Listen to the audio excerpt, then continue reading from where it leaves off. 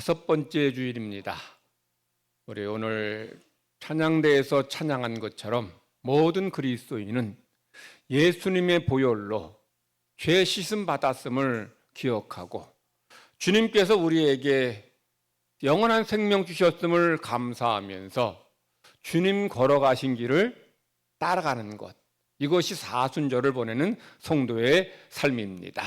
우리가 다른 때도 주님을 생각하지 않지는 않겠지만 특별히 사순절엔 우리 위해 고난당하시고 모욕과 수치를 받으시고 십자가에서 돌아가신 그 주님을 묵상하면서 주님의 은혜를 감사하면서 주님을 따라가는 우리 모든 성도가 되기를 하나님은 간절히 바라십니다. 예수님이 세상에 오신 목적이 뭡니까?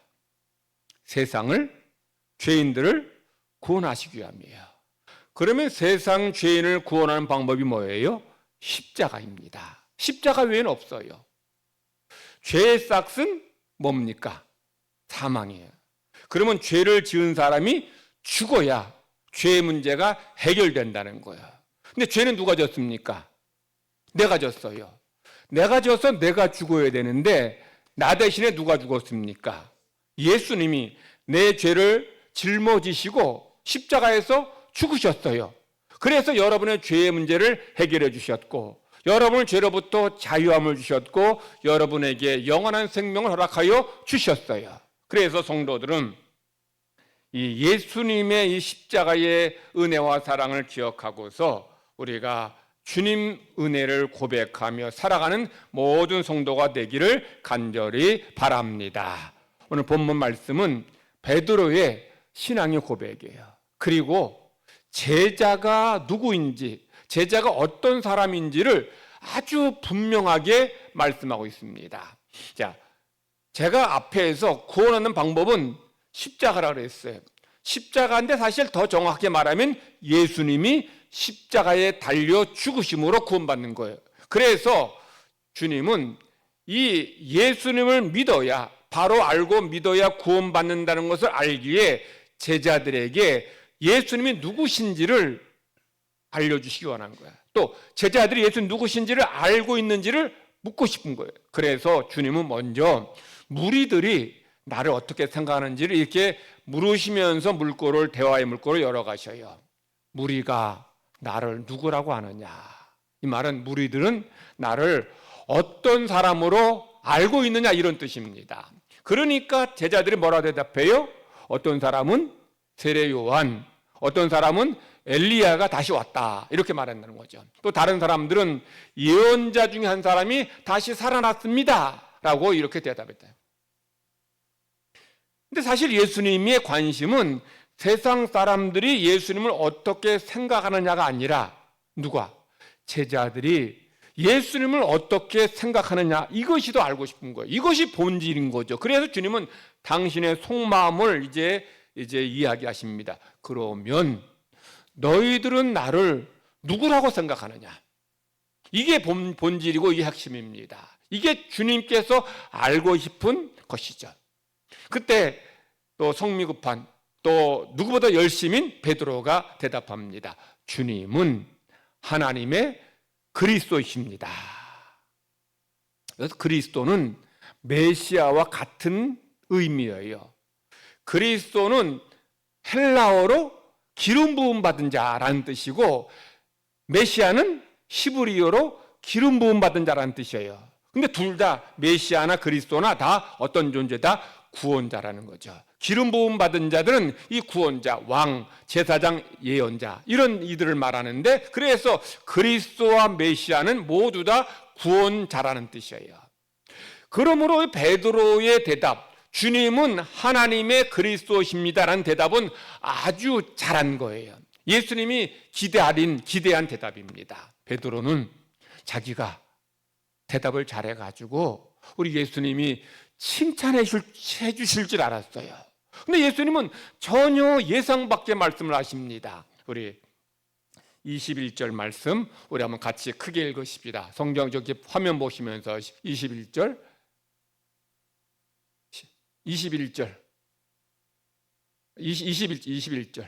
자, 다 같이 시작. 경고하사 이 말을 아무에게도 이르지 말라 명하시고. 저기 지금 저 말을 좀 저 화면 잘 보시면 먼저 뭐 하셔요? 경고했어요. 뭐라고 경고했느냐? 이 말을 아무에게도 말하지 말라고 명령하셔. 이 말은 무슨 말이에요? 예수님이 그리스도시다는 거죠. 이것을 아무에게 말하지 말라고 뭐 하셔요? 명하셔요. 여러분, 지금 예수님이 베드로가 대답을 잘했어요. 대답을 잘했으면 칭찬하시고, 야, 너 저 잘 알고 있다, 이걸 널리 전해라 라고 해야 되지 않겠어요? 100점짜리 답을 했다면 이 말을 이제 사람들에게 잘 알려라 라고 해야 되는데, 이 말을 아무에게도 말하지 말라고 뭐예요? 명령이야. 여러분, 명령 왔다는 것은 엄하게 강하게 말씀하셨다는 거예요. 영어 성경에 보면 제가 그 설교 준비할 때 이 개역 개정만 보는 게 아니고 이제 새번역도 보고, 우리 공동번역은 천주교인들과 같이 보는 공동번역도 보고, 영어 번역들도 이렇게 다 두루두루 보는데, 근데 영어 성경에는 이 말을 어떻게 번역했는가 하면 엄격하게 명령하셨다는 거죠. 뭐를 명령하셔? 절대로 내가 그리스도라는 것을 아무에게도 말하지 말라고 엄격하게 금하시고 명령하셨다는 거예요. 아니, 예수님이 그리스도신데 이걸 왜 주님은 아무에게도 말하지 말라고 엄하게 경계하셨을까요? 그 이유를 22절에서 잘 말씀합니다. 22절 우리가 같이 읽겠습니다. 시작. 인자가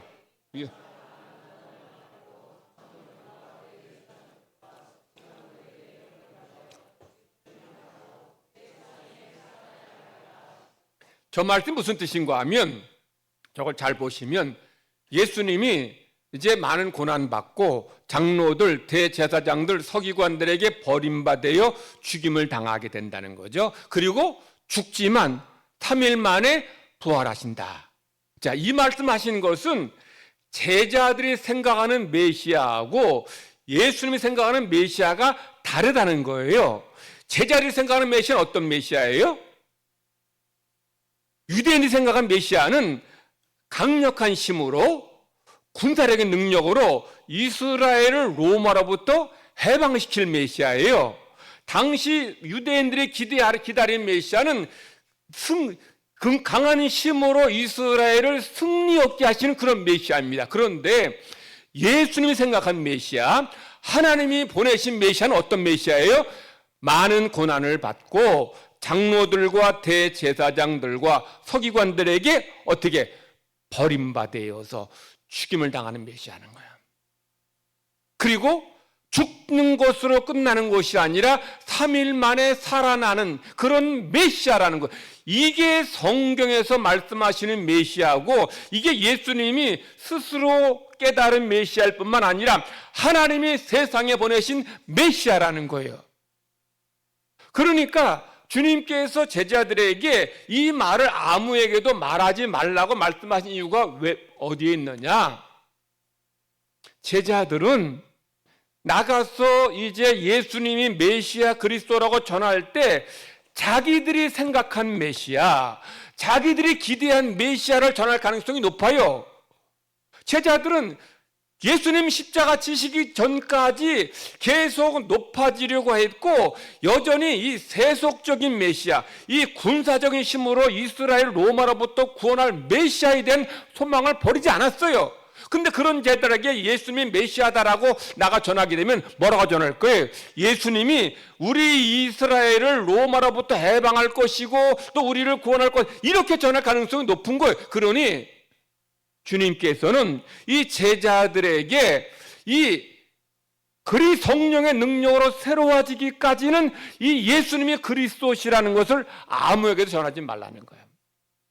제자들은 아직까지도 성령님의 능력으로 새로워지지 않으니 세속적인 방법으로 구원할 그런 메시아, 하나님의 방법이 아닌, 십자가를 통한 구원이 아닌 인간적인 능력으로 세상을 구원할 이런 잘못된 메시아를 전할 가능성이 높아요. 그러면 혼란이 오게 될 것이고 예수님의 십자가, 이게 무의로 돌아갈 수 있어요. 그러니 예수님께서 베드로가 대답은 잘했지만, 그러나 아직까지 베드로도 이 마음, 이 하나님의 그리스도라는 이 고백 속에서도 지금 많은 고난 당하고 장로, 대제사장, 그리고 서기관들에게 잡혀서 죽임당할 그런 메시아로 생각하지 않은 거예요. 근데 주님께서는 나는 십자가를 통해서 세상을 구원할 메시아다. 비록 예수님이 종교 권력자들에게 잡혀 죽지만, 그래서 그들에게 패배한 것처럼 보이지만, 마귀에게 패배한 것처럼 보이지만 3일 만에 다시 살아나심으로 진정한 승리를 주시는 진정한 메시아다, 이걸 말씀하는 거예요. 그래서 제자들에게 말씀을 전하지 말라고 말씀하신 거예요. 자, 그리고 주님께서는 제자들에게 하시고 싶은 말씀을 하시는 거예요. 그것이 23절에 나와 있습니다. 23절 우리 다 같이 읽겠습니다. 시작. 또 무리에게 이르시되 아무든지 나를 따라오려거든 자기를 부인하고 날마다 제 십자가를 지고 나를 따를 것이니라. 자, 주님의 제자는 어떤 사람인가요? 지금 무리에게 말씀하시지만 무리는 제자들을 말하는 것이고 또 많은 사람들을 말하는 거예요. 그러니까 넓은 의미에서 제자는 예수님을 믿는 사람들을 다 제자라 그러고, 또 좁은 의미에서 제자는 12사도를 제자라 그래요. 여기서 무리는 12제자를 비롯한 모든 제자들, 모든 믿는 사람들에게 하시는 말씀이에요. 오늘날에 여러분에게도 주시는 말씀이에요. 자, 아무든지 나를 따라오려거든 제자가 되려면 어떻게 돼요? 주님을 따라가는 거예요. 주님을 따라가는 게 뭐예요? 요즘에는 뭐 학교 선생님을 뭐 옛날처럼 그 스승으로 이렇게 존경하지 못하고 따르지 않는데, 사실 스승은 어떤 사람이냐? 앞서 가는 사람이에요. 앞서가면 제자들은 그 스승의 뒤를 따라가는 거예요. 근데 스승이 그냥 걸어가는 거를 따라간다는 의미만은 아니에요. 스승이 돌아다니면서 가르치는 말, 또 행동, 모든 것을 다 본받고 담고 따르는 거예요. 이게 바로 제자예요.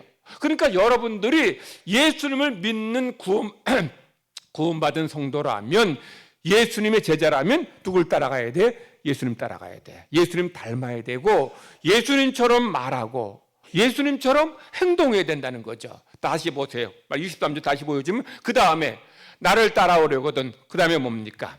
자기를 부인하여. 제자의 첫 번째는 주님을 따라가는 거죠. 두 번째는 뭐예요? 자기를 부인하는 겁니다. 세 번째는 뭡니까? 제 십자가를 지고 주님을 따라가는 것. 자, 나를 부인한다. 나를 부인한다는 것이 어떤 의미일까요? 제가 영어 성경학과도 거기에 보면 이 부인하는 것을 아주 의미 있게 번역했는데, 뭐라고 번역했는가 하면, 어떤 사람이 나와 함께 하기를 원한다면 그는 자신을 잊어버려야만 한다. 자기를 부인하는 것은 뭐 하는 거예요? 뭐 하는 거예요? 나를 잊어버리는 거예요. 이게 제자의 삶이라는 거죠. 여러분은 여러분 자신을 잊은 적이 있어요? 이런 분은 거의 없어요. 우리는 눈 뜨면서부터 매 하루 종일 생각하는 것이 나에 대해서 나 자신을 생각하고 살고, 매일 거울 보면서 내 얼굴 보고 오늘 하루 어떻게 살지를 생각하고 내 몸을 챙깁니다. 그리고 내가 살 집, 차, 돈, 주식, 먹고 마시고 입는 것, 내가 만나는 사람, 건강 또는 노후, 다 뭐에 돼? 다 나에도 하는 거예요. 다른 사람이 얼마나 고생할까? 저 집이 얼마나 지금 힘들까? 이런 생각 거의 안 해요. 물론 조금 믿음 좋은 사람들은 주님이 얼마나 힘드셨을까? 요 정도 조금 생각할지 모르지만, 사실 여러분의 하루의 삶의 대부분의 시간은 뭐에 돼? 나에 관한 것이고 나와 관련된 것만 생각하는 거예요. 근데 자기를 부인하는 것은 나를 있는 삶을 살라는 거죠. 내 욕심, 내 만족, 내 관심, 내 생각, 이런 것을 내려놓고 이런 것을 십자가에 못 박는 삶을 살라는 거예요. 쉬워요, 어려워요? 어렵습니다. 왜냐하면 우리 매일매일의 관심은 나예요, 나. 여러분, 뭐 제가 저도 이제 나이가 들었나 봐요. 제 또래 사람들 만나면 하는 얘기가 무슨 얘기 같아요? 건강 얘기, 건강. 30대, 40대는 건강 얘기 안 했어요. 50, 60 넘어가니까 이제 매 건강 얘기만 하는 거예요. 그러니까 지금 뭐 돈 얘기하고 건강 얘기하고 다 뭐냐면 나에 관한, 나에 대한 관심과 나에 대한 이런 욕심, 나에 대한 것들을 이렇게 지금 이야기하는 거예요. 됐습니다. 화면. 그래서 주님은 제자로서 살아가는 것은 나를 잊는 거예요. 그게 제자의 삶이라는 거예요.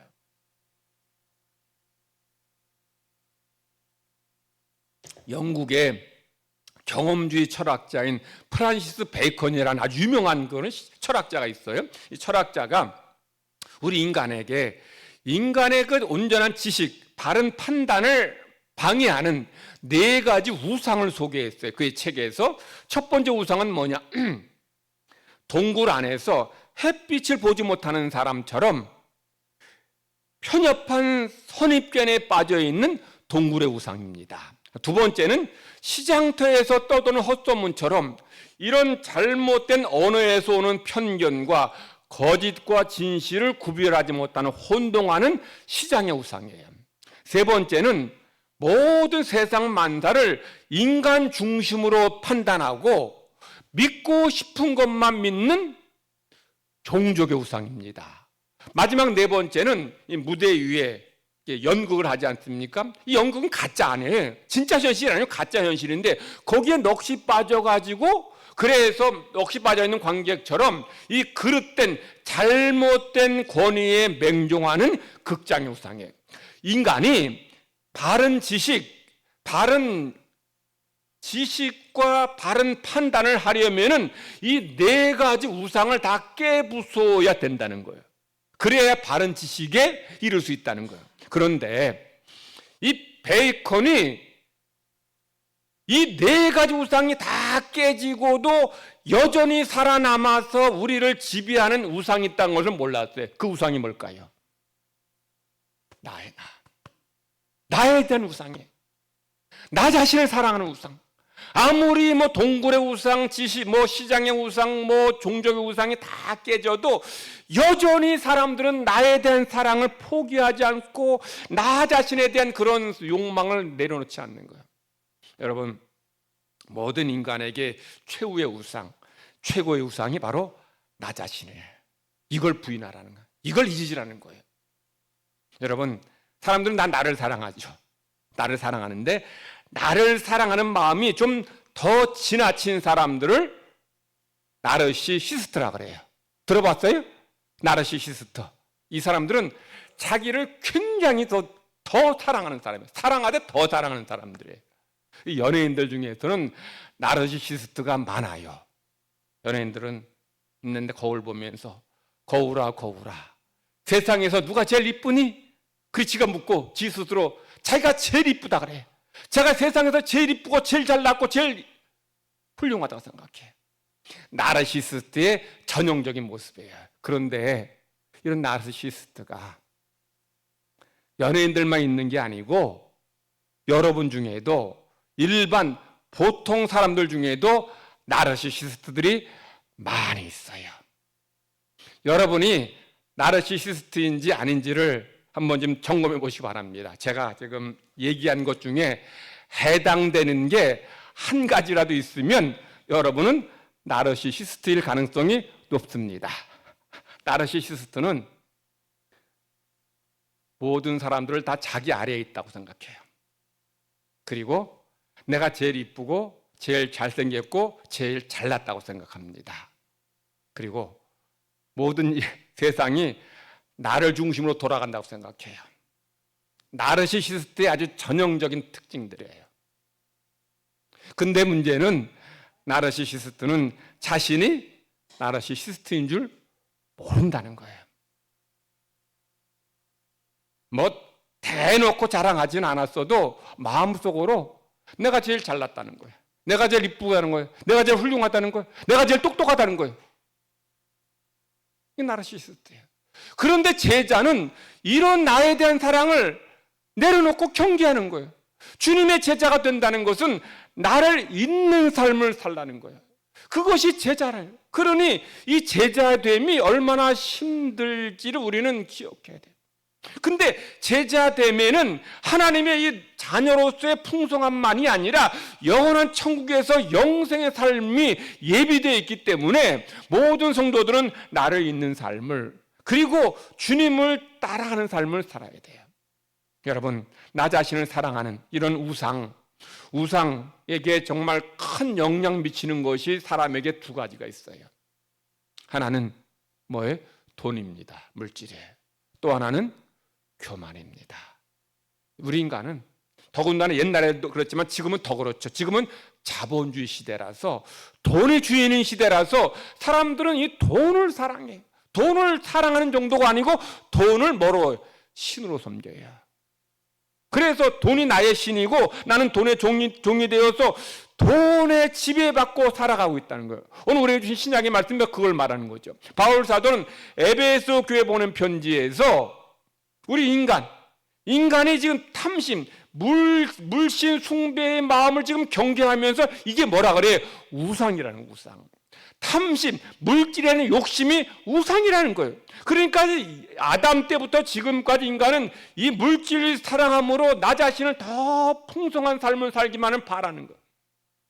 여러분, 지금 인간이 어느 정도까지 물질을 사랑하는지 여러분 한번 뉴스라든지 인터넷 한번 기사 보면 한눈에 알 수 있어요. 지금 미국과 이란 지금 전쟁에서 지금 수많은 사람이 죽어가고 있어요. 근데 여러 인터넷에서 뉴스에서 거기서 얼마나 많은 사람이 죽은 거에 대해서 그런 기사를 이렇게 내보는 게 아니고 그 전쟁으로 인해서 지금 세계 유가가 올라서 지금 세계 경제가 어렵다, 그리고 각 나라마다 증시가 폭락한다, 이 얘기뿐이지 거기서 이 전쟁으로 인해 피 튀긴 전쟁으로 인해 얼마나 정말 귀한 생명들이 죽어가는 것에 대해서 정말 가슴 아프다, 이런 기사는 전혀 없어요. 거의 없어요. 그러니까 인간이 얼마나 이 경제적인 동물이고 이 돈에 사로잡힌 존재인지를 지금 보여주고 있는 거예요. 이런 시대를 살아가는 성도들에게 하나님은 돈 사랑이 아니라 주님을 사랑하는 거예요.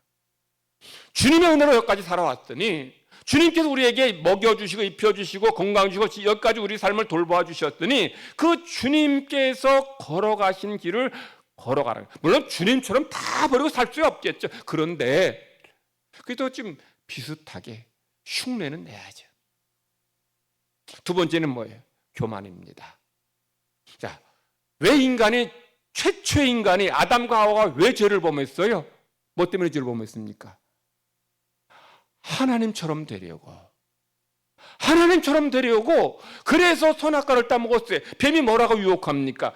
선악과를 먹으면 너희 눈이 밝아져서 너희가 누구처럼 된다? 하나님처럼 된다. 그래서 선악과를 따먹었어요.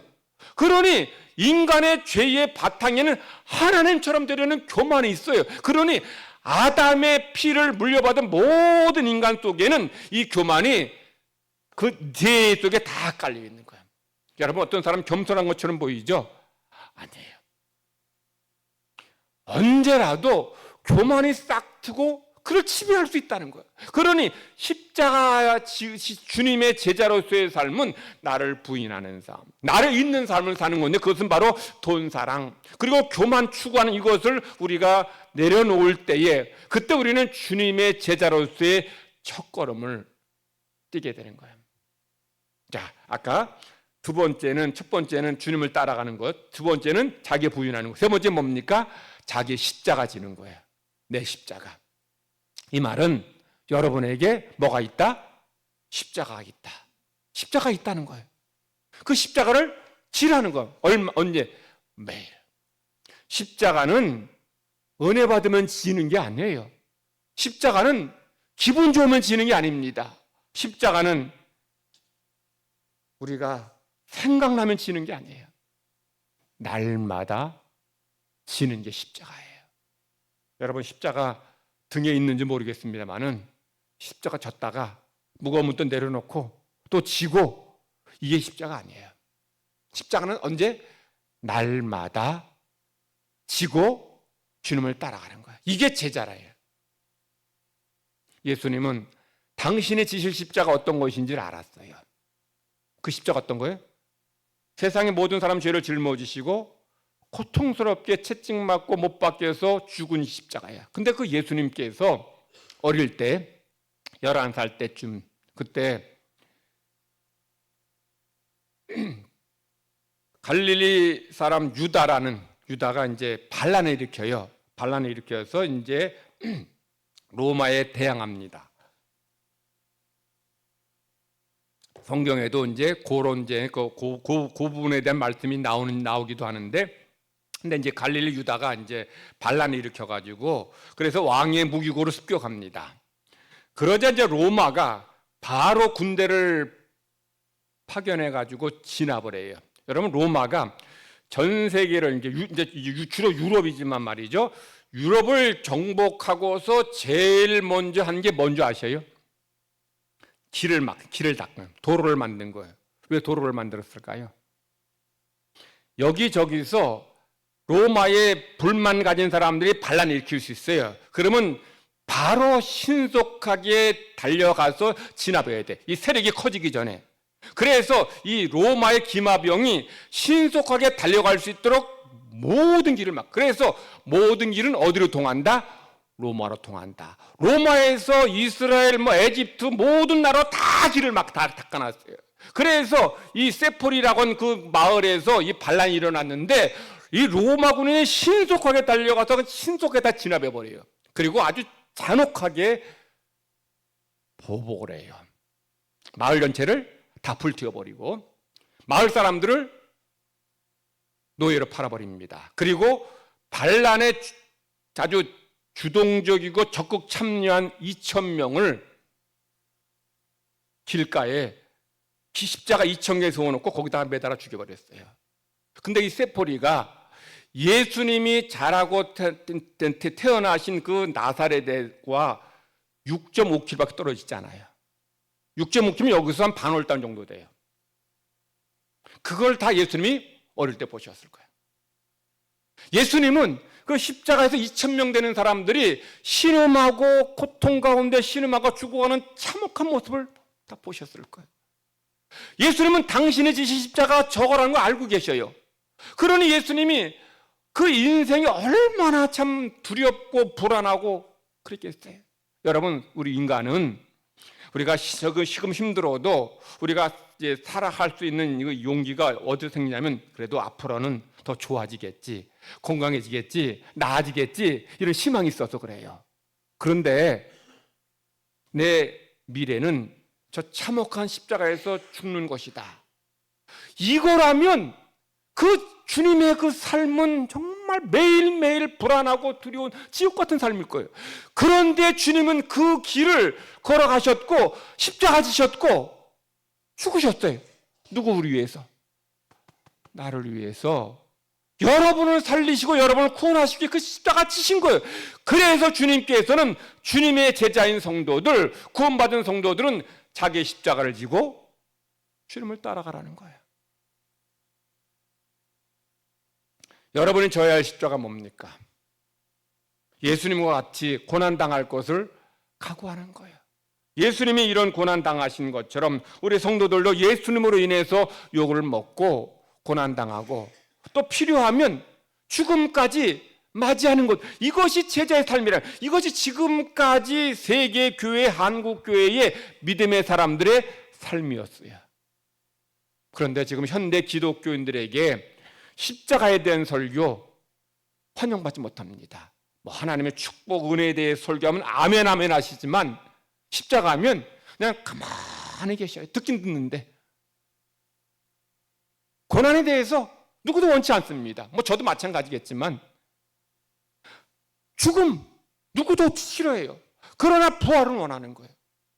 그런데 어떤 부활도 죽음을 통과하지 않고 부활하는 경우는 없어요. 죽음을 통과해야 부활이 있는 거예요. 그래서 주님께서는 우리에게 영원한 생명 주신 주님은 우리에게 십자가 있다, 그거 지고 주님을 따라가라는 거예요. 주님으로 인해서 때로 욕을 먹더라도 또 어려운 일 당하더라도 내게 은총 베푸신 사랑에 감사하며 그 길을 걸어가라는 거예요. 요즘 현대인들이 십자가를 어떻게 생각하는지를 보여주는 아주 짧은 동영상이 있습니다. 우리 뒤에 한번 저거 불을 좀 꺼주시고 우리 뭐 동영상 잠깐만 우리 보여주시면 되겠습니다.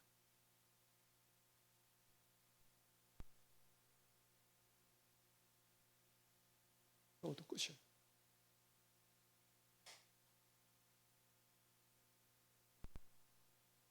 볼륨을 약간 살려주시고.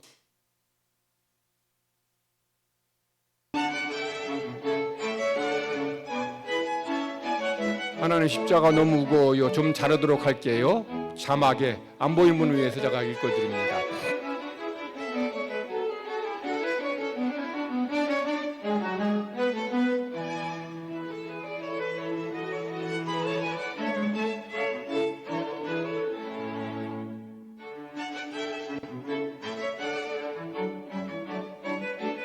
주님 십자가를 좀 더 잘하면 옮기기가 좀 더 쉬울 것 같아요.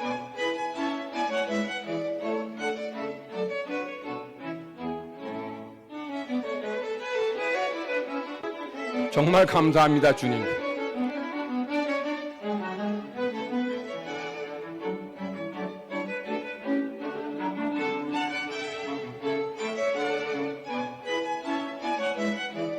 너희 십자가를 다리로 사용하여 건너도록 하여라.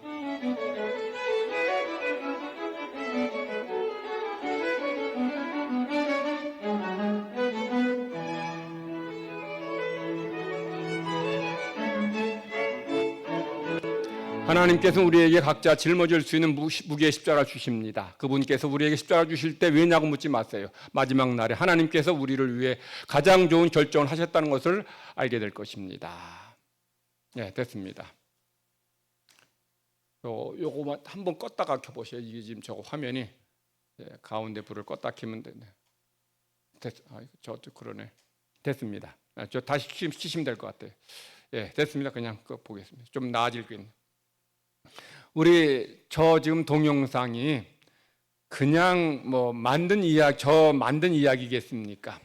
얼마나 많은 성도들이 저렇게 십자가를 가볍게 생각하고 주님을 따라가고 있지는 않느냐는 거죠.